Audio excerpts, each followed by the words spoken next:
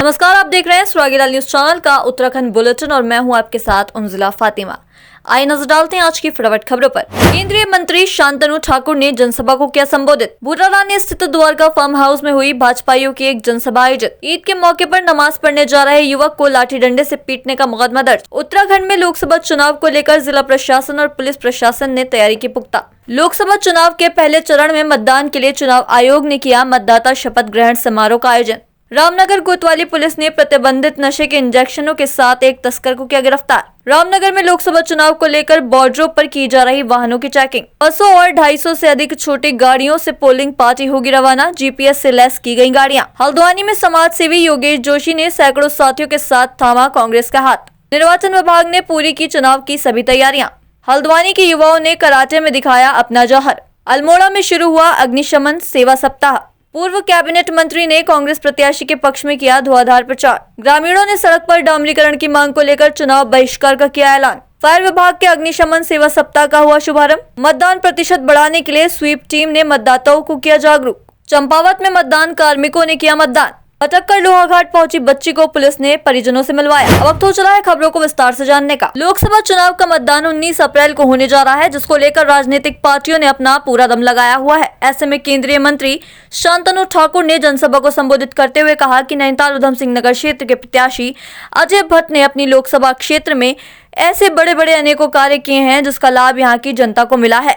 अब जनता को उनका समर्थन करना चाहिए। संवाददाता दुर्गेश तिवारी की रिपोर्ट। हमने बहुत रोजगार मेला किया है बंगाल में, जहां पर बहुत जो नए नए छात्र जो हैं वो लोगों को नौकरी मिला। तो कहाँ 20 लाख लिए हुए हैं। वोट से पहले ये जो एक आंकड़ा बताया जा रहा है, ये वोट का मतलब अपने फायदा के लिए किया जा रहा है। पहले प्रियंका गांधी ने क्यों नहीं बोला, अभी वोट से पहले क्यों बोला जा रहा है कि इसका बोलने का कोई मतलब नहीं है। ये सिर्फ एक प्रोपेगेंडा है जिसको फैलाया जा रहा है और लोग उसको नहीं खाएगा, लोग इसको मानेगा ही नहीं। बुर्रारानी स्थित द्वारका फार्म हाउस में भाजपाइयों की एक जनसभा आयोजित की गई, जिसमें सभी भाजपाइयों ने एकजुट होकर भाजपा प्रत्याशी अजय भट्ट को जिताने का संकल्प लिया। उन्होंने कहा कि घर घर जाकर भाजपा की रीति नीति से जनता को अवगत कराया जाएगा, ताकि केंद्र में फिर से भाजपा की सरकार बने और विकास के नए आयाम स्थापित हों। भाजपा आर्थिक प्रकोष्ठ के प्रदेश सह संयोजक भारत भूषण चुग ने कहा कि भाजपा का जनाधार लगातार बढ़ता जा रहा है। संवाददाता दुर्गेश तिवारी की रिपोर्ट। सभी लोग, मैं सबका नाम नहीं लेती, जी की टीम के हिस्से हैं और एक छोटे से सब्जी बेचने। मोदी जी तीसरी बार इस देश के प्रधानमंत्री बनने जा रहे हैं, भारी बहुमत से बनने जा रहे हैं और हमारी उत्तराखंड की भी मुझे लगता है हम 5 सीटों पे 5 लाख से अधिक मतों के अंतर से हमारे सारे प्रत्याशी जीतने जा रहे हैं। कांग्रेस या विपक्षी नाम की कोई चीज़ ही नहीं है। आप देख रहे हैं जहाँ भी प्रचार प्रसार सब भारतीय जनता पार्टी का हो रहा है, क्योंकि उसकी नीतियाँ ऐसी हैं, मोदी जी का नेतृत्व तो ऐसा है कि सभी लोग मोदी मोदी कर रहे हैं और चारों तरफ भाजपा में हो चुका है देश। ये सर ऐसा वापस नहीं करी। ऐसा होता है कि सांसद दीदी वो जारी करते हैं, लेटर देते हैं। लेटर मुख्य विकास अधिकारी जिलाधिकारी मोदी को जाता है, वहाँ से वो और विभागों को जिन को पैसा दिया वहाँ जाता है। तो उन्होंने तो वो जानकारी देख ली कि पैसा नहीं हुआ। जब तक वो पैसा खर्च नहीं हो जाता तब तक वो चढ़ाया नहीं जाता है। तो पैसा सब जगह पे गया हुआ है, चढ़ रहा। आपने देखा होगा नगर निगम को कार्यकाल समाप्त हुए 4 महीने 5 महीने से ऊपर हो गया, लेकिन आज तक नगर निगम के कार्य पुराने वाले चल रहे हैं जो टेंडर हो चुके थे। काम तो वो चलते रहते हैं, उनका शिलान्यास हो जाता है। तो आचार संहिता, इसलिए जब उनकी पेमेंटें होती हैं उसके बाद ही वो चढ़ता है कि हाँ ये काम हो चुका है। तो पूरा 100% काम सांसद महोदय कर चुके हैं और सांसद महोदय जी ने मुझे लगता है इसके खिलाफ अपील भी चुनाव आयोग में की है कि ये गलत तथ्य जो कांग्रेस प्रत्याशी पेश कर रहे हैं। मैं ये देख रहा हूँ कि जो मोदी जी ने हमारे नारा दिया 400 पार, अब की बार 400 पार, और 400 पार है भी बहुत ज़रूरी हमारे लिए। 404 से 405 सीटें आनी चाहिए हमारी लोकसभा में, जिससे कि हम जो भी संविधानों में संशोधन करना है उसको काम करने के लिए हम स्वतंत्र हो जाएं। जो कि बहुत सारे ऐसे मुद्दे हैं जो हमारे देश को खोखला कर रहे हैं। 70-75 सालों से उन्होंने खोखला किया उस मुद्दों ने, लेकिन अगर हमारे पास 405-7 सीटें आ गई तो मोदी जी उस संविधान को बदल देंगे और इस देश को नया रूप देंगे। देखिए, विपक्ष का काम है आरोप लगाना। आज भी मैं देख रहा था कि ऐसा कुछ भी नहीं है कि सांसद निधि उनकी लैप्स हुई हो। पूरे क्षेत्र में उन्होंने काम कराए हैं और खाली मैं कह दूं कि राहुल गांधी इस समय दुनिया में नहीं है, तो ऐसा तो हो नहीं सकता। कि राहुल गांधी नहीं है। वास्तविकता जो है वो ये है कि हमारे सांसद महोदय ने बहुत पैसा खर्च किया है और जहाँ तक जितना भी सांसद निधि आई है पूरा खर्च किया। ईद के मौके पर नमाज पढ़ने जा रहे युवक को लाठी डंडे से पीटने का मामला प्रकाश में आया है। रुद्रपुर कोतवाली पुलिस ने पीड़ित के परिजनों की तहरीर के आधार पर मुकदमा दर्ज कर आरोपियों की धरपकड़ शुरू कर दी है। घटना का एक वीडियो सोशल मीडिया पर वायरल हो रहा है, जिसमें कई लोग हाथों में लाठी डंडे से युवक की पिटाई कर रहे हैं। रुद्रपुर कोतवाली पुलिस को सौंपी तहरीर के आधार पर जाँच शुरू कर दी गई है। संवाददाता दुर्गेश तिवारी की रिपोर्ट। ये ईद वाले दिन एक प्रकरण आपस में मारपीट का प्रकाश में आया था। 2 पक्षों में इसमें मारपीट हुई थी, तो उसमें जो है अभियोग जो संगत धाराओं में हमने पंजीकृत कर लिया गया है। इसमें इन्वेस्टिगेशन की जा रही है और जो भी इन्वेस्टिगेशन में फैक्ट्स आते हैं उसके हिसाब से इसमें अग्रिम कार्रवाई की जाएगी। उत्तराखंड में लोकसभा चुनाव को लेकर जिला प्रशासन और पुलिस प्रशासन ने चुनाव आयोग की गाइडलाइन के अनुसार तैयारी पुख्ता करनी शुरू कर दी है। जनपद उधम सिंह नगर के चुनाव नोडल अधिकारी IPS अधिकारी चंद्रशेखर घोड़के ने बताया कि जनपद उधम सिंह नगर की सीमा उत्तर प्रदेश के 5 जनपदों से लगती है, तो वहीं एक अंतर्राष्ट्रीय सीमा देश नेपाल से भी लगती है। मतदान दिवस पर किसी तरह की कोई दिक्कत न हो, इसको लेकर तैयारियां पूरी कर ली गई हैं। संवाददाता दुर्गेश तिवारी की रिपोर्ट। चुनाव आयोग द्वारा जो है 19 तारीख को चुनाव की मतदान उत्तराखंड में होने वाला है। आदर्श आचार संहिता लागू होते ही हमने जो है इसमें पूरी तरीके से कानून व्यवस्था बनाए हेतु और शांति व्यवस्था बनाने हेतु और चुनाव को निष्पक्ष तरीके से और शांतिपूर्ण तरीके से संपन्न करने के लिए जो है पूरी तरीके से सख्त नज़र रखी हुई है। अपराधियों पर भी हम लगातार अंकुश लगा रहे हैं। अवैध असला जो है इनके ऊपर जो है हमने मुकदमे पंजीकृत किए हैं। लाइसेंसी शस्त्रों को भी जमा कराने की कार्रवाई हो चुकी है। इसके अलावा जो असामाजिक तत्व हैं उनके ऊपर हमने CRPC के तहत प्रिवेंटिव एक्शन भी किया है, उन पे भी हमारी कड़ी नज़र है। इसके अलावा जो आपने जैसे कहा कि CCTV द्वारा भी जो है बैरियर्स पे भी हम निगाह रखे हुए हैं। हमारी फोर्स भी डिप्लॉयड हो चुकी है और आखिरी 72 घंटे में इसको और स्ट्रेंथन किया जाएगा ताकि कोई भी असामाजिक तत्व चुनाव में बाधा ना डाल सके और चुनाव को प्रभावित ना कर सके। लोकसभा चुनाव के पहले चरण के मतदान के लिए चुनाव आयोग मतदाताओं को जागरूक करने के लिए अभियान चला रहा है। सोमवार को मुख्य सचिव उत्तराखंड शासन राधा रतूड़ी ने सचिवालय के सचिवों, उप सचिवों, IG और सभी कार्मिकों को लोकसभा चुनाव में मतदान करने की सामूहिक रूप से शपथ दिलाई। मतदाता शपथ ग्रहण समारोह की मुख्य अतिथि मुख्य सचिव राधा रतूड़ी ने कहा कि पिछले लोकसभा चुनाव की अपेक्षा इस बार लोकसभा चुनाव में मत प्रतिशत बढ़ेगा, जिसके लिए निर्वाचन आयोग पूरी कोशिश कर रहा है। संवाददाता सुनील राज की रिपोर्ट।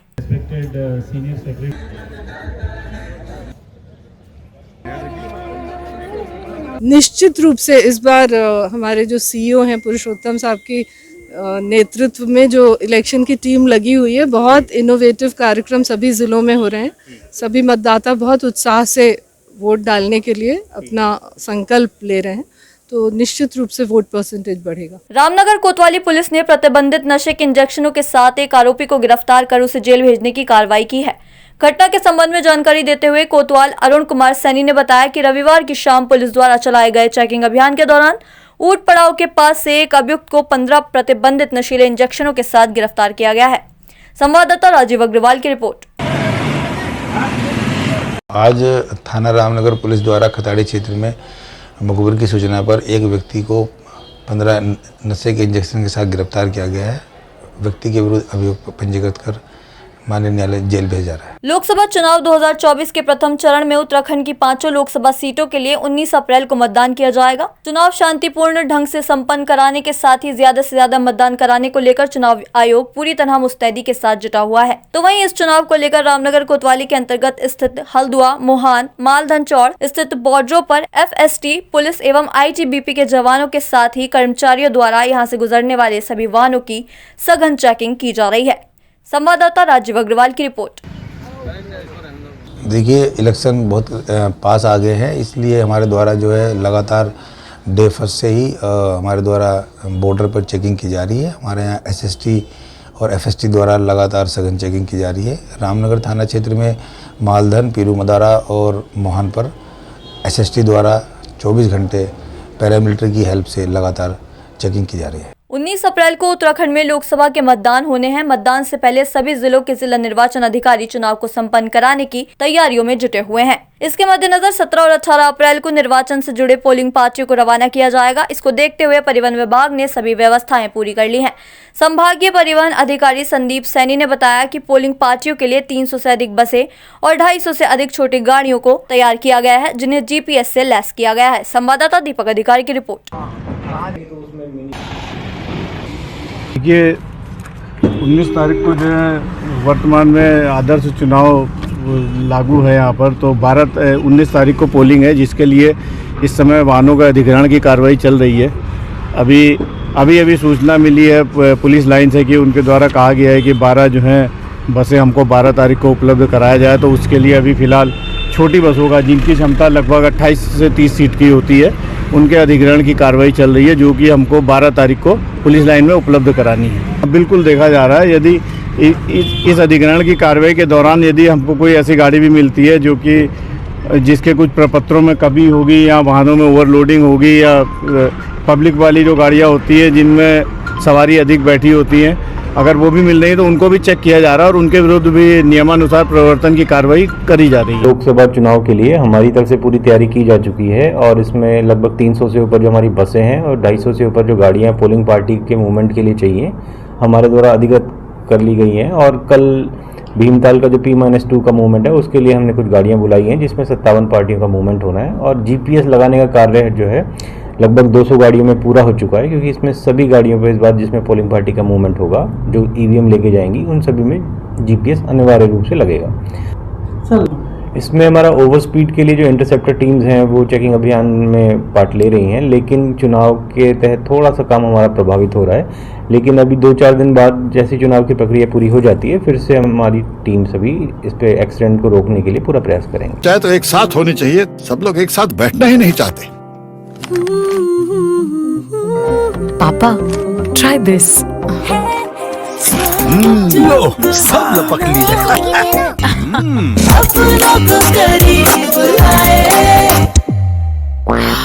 ये क्या हाल कर दिया है रूम का? बस कल से चाय मेरे रूम में देवर पान नमकीन। लोकसभा चुनाव में पहले फेज की वोटिंग 19 अप्रैल को होनी है और चुनाव प्रचार 17 अप्रैल को समाप्त हो जाएगा। लेकिन उससे पहले कांग्रेस प्रत्याशी अपना कुनबा मजबूत करने में जुटे हुए हैं। हल्द्वानी में आज नैनीताल लोकसभा सीट से कांग्रेस के प्रत्याशी प्रकाश जोशी ने भाजपा के नेता एवं कालाढूंगी क्षेत्र के जाने माने समाज सेवी योगेश जोशी को कांग्रेस की सदस्यता दिलाई है। आज कुसुमखेड़ा में आयोजित कार्यक्रम में जाने माने समाज सेवी एवं बीजेपी नेता योगेश जोशी ने कांग्रेस का दामन थाम लिया है। संवाददाता दीपक अधिकारी की रिपोर्ट। पूरी लोकसभा में जिस तरह से वातावरण एकदम बदल चुका है, क्षेत्र की जनता भारतीय जनता पार्टी के सांसद से 5 साल का हिसाब मांग रहे हैं और वो हिसाब देने से डर रहे हैं, उल्टे सीधे आरोप लगा रहे हैं और अब जनता उनको छोड़ने वाली नहीं है। बहुत बड़ा बदलाव आपको इस क्षेत्र नैनीताल जो संसदीय क्षेत्र है इसमें आपको मिलेगा और हम एक भारी बहुमत की ओर जीत की ओर आगे बढ़ रहे हैं। जो आपने आरोप लगाए थे वो सांसद ने कहा था कि हमारे पास साक्ष्य है और हमने साक्ष्य चुनाव आयोग को दे दिए हैं, चुनाव आयोग संतुष्ट है। और वो जवाब दें कि उन्होंने चुनाव आयोग को क्यों झूठ बोला। 17 तारीख को सचिन पायलट जी की रैली है। सचिन पायलट जी पूरे देश में युवाओं के एक प्रेरणा स्रोत है और बड़े युवाओं के लिए बड़ा क्रेज है। वो आ रहे हैं, हमने अपना यहाँ हमारे समर्थन करने के लिए और अपना आशीर्वाद देने के लिए, तो युवाओं में जोश तो होता है, निश्चित तौर पर परिवर्तन का बहुत बड़ा प्रतीक जो हमारे भाई योगेश भाई है, योगेश जोशी जी समाज सेवी, इनसे उत्कृष्ट कार्य मेरे ख्याल से कोई भी समाज सेवी नहीं होगा पूरे क्षेत्र में जिसने करा होगा। लोगों की सुख में, उनके दुख में, गरीब के साथ, शोषित के साथ, वंचित के साथ खड़े होकर लड़ाई लड़ने वाला हमारा ऐसा भाई, पुराना कांग्रेसी परिवार आज फिर से उसका मैं कह सकता हूँ भरत मिलाप हुआ है। तो इसलिए हम उनका बहुत स्वागत करते हैं, उनके साथ सहयोगियों का बड़ा स्वागत करते हैं और ईश्वर से प्रार्थना करते हैं कि जो ये परिवर्तन जनता चाह रही है उसमें इनके जुड़ाव से और तेजगी आएगी और ताकत आएगी। मैं ये कहना चाहूंगा कि मेरा परिवार सदा ही कांग्रेस समर्थित रहा है और वर्ष 2016 में कुछ परिस्थिति ऐसी हुई कि मुझे भाजपा का दामन थामना पड़ा और आज पुनः मेरी घर वापसी हुई है और मेरे साथ, मेरे परिवार के साथ साथ कई हमारी माताएं बहनें, कई सामाजिक संगठनों के लोग यहाँ पर आज कांग्रेस की सदस्यता ग्रहण करेंगे और जहाँ तक सवाल है कांग्रेस ज्वाइन करने का, देखिए मुझे एक प्लेटफॉर्म चाहिए जो भी समाज हित में मैं काम करता हूँ। मेरे हाथ में उतनी क्षमता नहीं है कि मैं लोगों का भला कर सकूं, लोगों को अधिक से अधिक सहायता पहुंचा सकूं। मुझे लगता है कांग्रेस परिवार, कांग्रेस एक ऐसी पार्टी है जो मेरे भाव को समझेगी और आगे जो भी कार्य मैं करना चाहता हूँ समाज हित में, उसमें मेरा सहयोग करेगी। लोकसभा सामान्य निर्वाचन के लिए केवल 5 दिन बचे हैं, लिहाजा निर्वाचन विभाग ने सभी तैयारियों को पूरा कर लिया है। नैनीताल जिले के 6 विधानसभाओं के लिए सभी कार्मिकों के प्रशिक्षण के साथ ही उनकी ड्यूटी पत्र भी वितरित कर दिए गए हैं। निर्वाचन नोडल अधिकारी विशाल मिश्रा ने बताया कि सभी विधानसभाओं के लिए ABM में प्रत्याशियों के नाम और चुनाव चिन्ह फिट कर दिए गए हैं। संवाददाता दीपक अधिकारी की रिपोर्ट। EVM मशीन्स की कमीशनिंग है, उसके बारे में आज मैं आप लोगों को अपडेट करना चाहूँगा। सबसे पहले तो हमारे यहाँ कुल 6 सीट हैं विधानसभा नैनीताल जनपद में, और उसमें से 5 जो हैं वो नैनीताल उधमसिंह नगर सीट में है और रामनगर गढ़वाल सीट में है। तो जो 5 हमारी सीटें हैं उसकी EVM कमीशनिंग की रिपोर्ट कुछ इस प्रकार है, जिसमें 1242 BU और 1059 CU और 1275 VVPAT जो कमीशन कर लिए गए हैं, और इसमें 17 BU 252 CU और 61 VVPAT जो है वो टेक्निकल रीजन से फिट नहीं थे, उनको रिजेक्ट किया गया है। रामनगर के केस में 196 BU 166 CU और 199 VVPAT जो है वो कमीशन कर लिए गए, दे आर परफेक्टली फाइन। और BU 2 CU 32 और VVPAT 6 ये रिजेक्ट किए गए हैं। तो एक प्रकार से EVM कमीशनिंग की प्रक्रिया पूर्ण हो चुकी है। और इसी के साथ ये भी बताना चाहूँगा कि जो पोस्टल बैलेट के जो दोनों चरण होने थे 8, 9, 10, 11, 12, 13 वो अभी प्रक्रिया पूर्ण कर ली गई है। हल्द्वानी में international karate federation Uttarakhand by की ओर से 1 दिवसीय कराटे प्रशिक्षण और ब्लैक बेल्ट का एग्जाम आयोजित किया गया। इस संबंध में जानकारी देते हुए उत्तराखंड के कराटे कोच वीरेंद्र राठौर ने बताया कि उत्तराखंड में नेशनल गेम्स होने हैं, जिसमें कराटे को भी शामिल कर लिया गया है, जिसके लिए वह लगातार युवाओं को तैयार कर रहे हैं। बता दें कराटे के एग्जाम में कई युवाओं ने शानदार प्रदर्शन करते हुए ब्लैक बेल्ट हासिल की है, जिन्हें मुख्य अतिथि योगेंद्र चौहान ने प्रमाण पत्र देकर सम्मानित किया। संवाददाता दीपक अधिकारी की रिपोर्ट।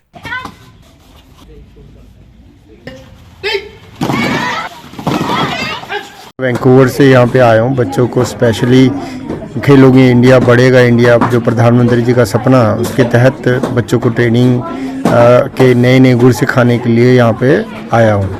जैसे कि यहाँ के बच्चे ऑलरेडी कई नेशनल और इंटरनेशनल, राष्ट्रीय अंतर्राष्ट्रीय स्तर पे परफॉर्म करते रहते हैं और मेडल जीतते रहते हैं। उत्तराखंड का नाम जो है, हल्द्वानी का नाम आगे बढ़ाते रहते हैं। अभी कुछ दिन पहले कॉमनवेल्थ में भी हमारा यहाँ का प्लेयर है चेतन भट्ट, जिसने कि इंडिया को रिप्रेजेंट किया था, मेडल भी जीता था।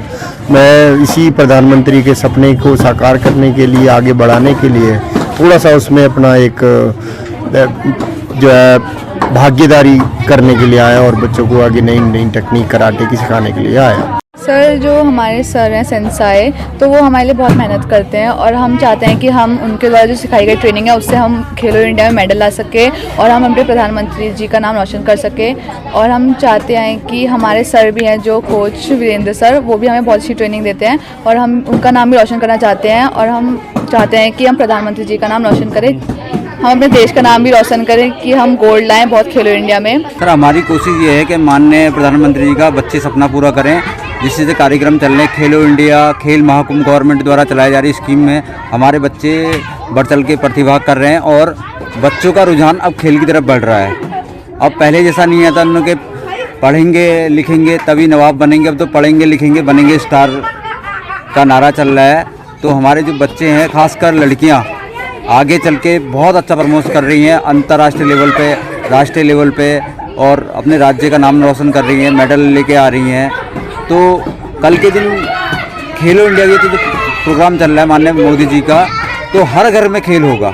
नरेंद्र मोदी ने खेलो इंडिया स्कीम कराई है, तो उसमें हम लोग ये चाहते हैं कि ज़्यादा से ज़्यादा लोग उसमें पार्टिसिपेट करें और नरेंद्र मोदी जी का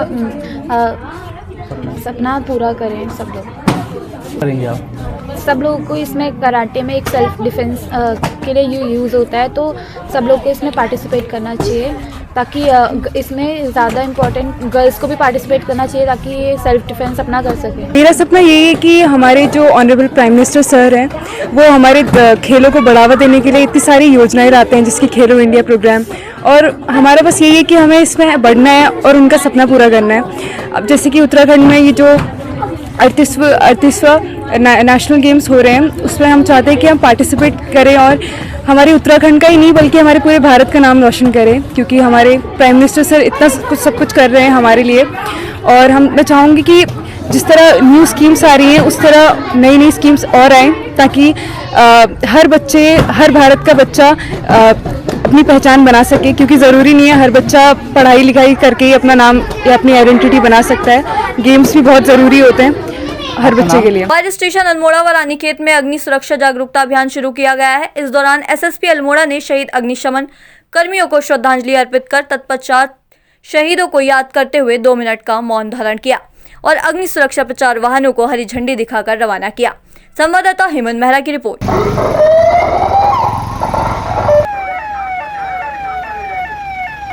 कांग्रेस के वरिष्ठ नेता व पूर्व कैबिनेट मंत्री व पूर्व राज्यसभा सांसद महेंद्र सिंह मेहरा ने लोहाघाट विधानसभा में कांग्रेस के प्रचार की कमान संभाल ली है। रविवार को पूर्व मंत्री मेहरा ने कांग्रेस पदाधिकारियों के साथ लोहाघाट विधानसभा के गुमदेश क्षेत्र पहुंचे, जहां उन्होंने विभिन्न गांवों में डोर टू डोर कांग्रेस प्रत्याशी प्रदीप टमटा के लिए वोट मांगे। इस दौरान मेहरा ने भाजपा पर निशाना साधते हुए कहा कि भाजपा के शासन में जनता महंगाई से, युवा बेरोजगारी से त्रस्त है। संवाददाता लक्ष्मण बिष्ट की रिपोर्ट।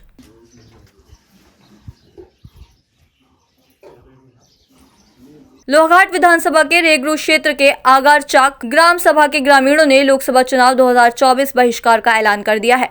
रविवार को गांव के युवा किशोर मेहता ने मीडिया को दिए बयान में बताया कि रेगरू क्षेत्र के ग्रामीण लंबे समय से मरोड़ा खान छंदा सड़क में डामरीकरण की मांग कर रहे हैं, पर सरकार और प्रशासन के द्वारा उनकी मांगों की लगातार अनदेखी की जा रही है, जिसको लेकर अब ग्रामीणों में काफी आक्रोश है और उनके द्वारा चुनाव बहिष्कार का ऐलान किया गया है। संवाददाता लक्ष्मण बिष्ट की रिपोर्ट। मेरा नाम किशोर सिंह मेहता, ग्राम चाक आगर का निवासी हूँ। जो हमारे यहाँ ये रोड है उसमें काफ़ी खड्डे हैं, बहुत समय से 2002 की बनी हुई रोड है, ये आज तक अभी तक भी पक्की नहीं हुई है। तो हम कई बार हमने इसमें वो दिया, ज्ञापन भी दिया कि ये रोड खराब है, और कई बार यहाँ आए भी, विधायक जी भी आए, उन्होंने भी घोषणा की, लेकिन इसमें अभी कोई भी निवारण नहीं हुआ। इसलिए हमने मजबूरन होकर अभी ये चुनाव का बहिष्कार करने का निर्णय लिया है। अगर हमारी मांग अभी पूरी नहीं की गई तो हम इसमें चुनाव का बहिष्कार करेंगे। ये सड़क मरोड़ा खान से छंदा की है, इसमें 2 ग्राम सभाएं आती हैं। इस सड़क से 5 गांव हैं और ये चौमेल लिंक भी रोड है। इसमें दुर्घटना भी हो गई है बहुत बार, और कई बार तो हमें बाइक में गिर चुके हैं। इतनी कच्ची रोड है, बरसात के समय में तो कीचड़ ही कीचड़ होता है, और अभी खड्डे पड़े हैं। अभी तक कोई उसमें वो नहीं हो रखा है डामरीकरण। जी सर, इसलिए हम चुनाव बहिष्कार कर रहे हैं। रविवार 14 अप्रैल से फायर विभाग का अग्निशमन सेवा सप्ताह का शुभारंभ हो गया है। लोहाघाट की पुलिस अग्निशमन एवं आपात सेवा केंद्र लोहाघाट प्रभारी चंदन राम के नेतृत्व में सर्वप्रथम फायर कर्मियों ने 14 अप्रैल 1944 को मुंबई के डाकयार्ड बंदरगाह में विस्फोटकों से भरे जहाज में हुए भीषण अग्निकांड में आग बुझाने के दौरान शहीद हुए 66 अग्निशमन अधिकारियों व जवानों को श्रद्धांजलि अर्पित की तथा 2 मिनट का मौन धारण किया। अग्निशमन प्रभारी ने बताया 14 अप्रैल से 20 अप्रैल तक अग्निशमन सेवा सप्ताह मनाया जाएगा, जिसमें लोगों को अग्नि सुरक्षा के लिए जागरूक किया जाएगा। संवाददाता लक्ष्मण बिष्ट की रिपोर्ट।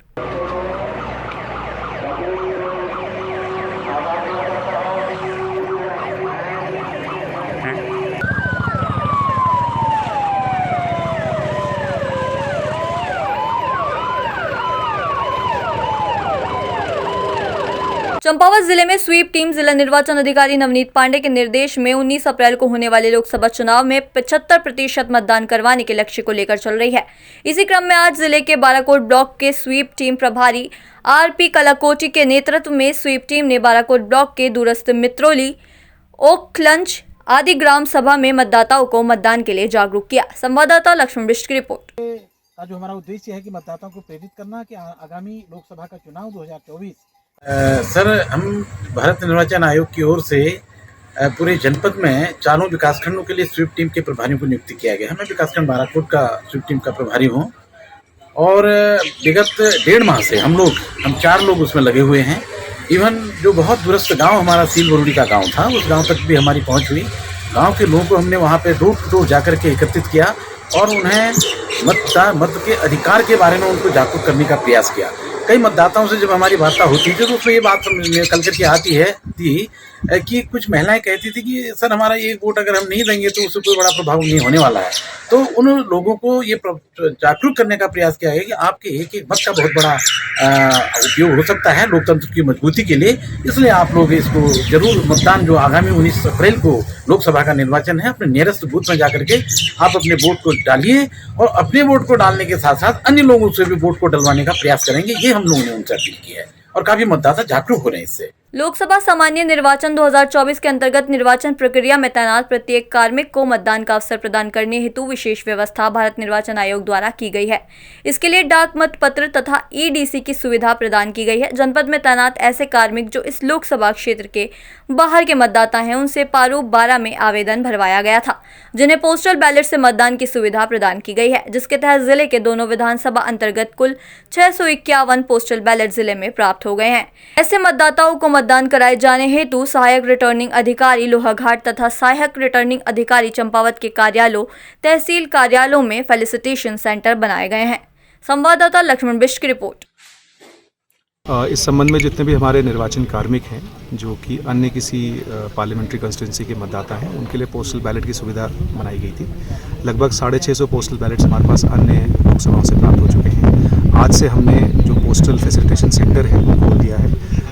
दोनों जो हमारे एसडीएम कार्यालय हैं वहाँ पे ये बूथ की सुविधा उपलब्ध है और प्रातः 9 बजे से शाम 5 बजे तक ये बूथ की सुविधा रहेगी। इसके बाद जो लोग उस दिन छूट जाएंगे वो 17 और 18 को भी जब पार्टीज रवाना होंगी उस समय वो अपने मतदान का प्रयोग कर सकते हैं। इसके अतिरिक्त हमारे पास अब ईडीसीज भी प्राप्त हो चुके हैं। लगभग 1600 से अधिक की संख्या में हमारे पास जो इलेक्शन ड्यूटी सर्टिफिकेट्स हैं ये भी प्राप्त हो चुके हैं। ये हम संबंधित अपने विभागाध्यक्षों के माध्यम से जो हमारे मतदान कार्मिक हैं उनको दे रहे हैं और इसका लाभ वो उस दिन मतदान की तिथि को अपने ही बूथ में वो अपना ईडीसी का प्रयोग कर सकते हैं। ये पीवीसी केंद्र खोले गए हैं, ये पूरे जिले में 2 हैं। एक पीवीसी केंद्र लोहाघाट तहसील में और एक जो है चंपावत तहसील में है। आज जो है 135 लोगों का मतदान होना है जो विभिन्न विभागों के कार्मिक हैं जो मतदान ड्यूटी में लगे हुए हैं और आज और कल में इनका मतदान होगा। और आज से इन 2 दिनों में भी जो लोग छूट जाएंगे वो 17-18 तारीख को अगर गोरखचौड़ मैदान में शिविर लगेगा वहाँ पर जो है मतदान अपना कर सकते हैं। सर बिल्कुल निष्पक्ष तरीके से जो है कार्य संपन्न किया जा रहा है और अभी तक हमारे जो है ज़्यादातर पुलिस वाले लोग ही आए हैं जो मतदान करके चले गए हैं। सुरक्षा व्यवस्था बेहतर है और निष्पक्ष चुनाव संपन्न हो। चाहे तो एक साथ होनी चाहिए, सब लोग एक साथ बैठना ही नहीं चाहते। पापा ट्राई दिस। लो सब लपक लिए।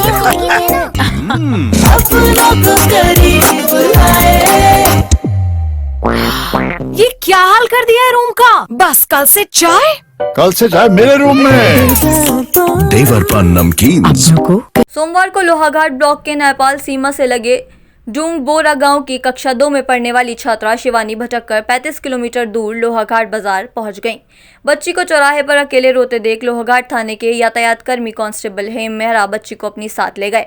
कांस्टेबल मेहरा ने बच्ची से उसका पता पूछकर उसके परिजनों का पता कर लोहाघाट बाजार आए उसके गाँव के ग्रामीणों को उसे सुरक्षित सौंप दिया। संवाददाता लक्ष्मण बिष्ट की रिपोर्ट। ये घूमती हुई और रोती हुई भटक रही थी ये, तो जब इसको रो रही थी तो फिर इसको मैं एक होटल में ले गया, फिर इसको थोड़े चिप्स से खिलाए तो और इसके बाद जो है ये थोड़े फिर अपना घर का पता बताने लगी और इसका नाम शिवानी है और कक्षा 2 में पढ़ती हूँ बोल रही है और जो है ये उम्र इसकी 7 वर्ष है और पिताजी का नाम यादव बोल रही है और ये पासम से आई डुंगरा की रहने वाली हूँ बोल रही है और पासम कोई मौसी है, अकेली गाड़ी में आ गई है। तो अभी इसके ढूंढ खोज करके मैं इनको घर वालों से संपर्क कर रहा हूँ, ढूंढ खोज करने के बाद और उसको सुपुर्द किया जाएगा। आज के लिए बस इतना ही। ऐसी अन्य खबरों के लिए जुड़े रहें सुरागीलाल न्यूज़ चैनल के साथ। धन्यवाद।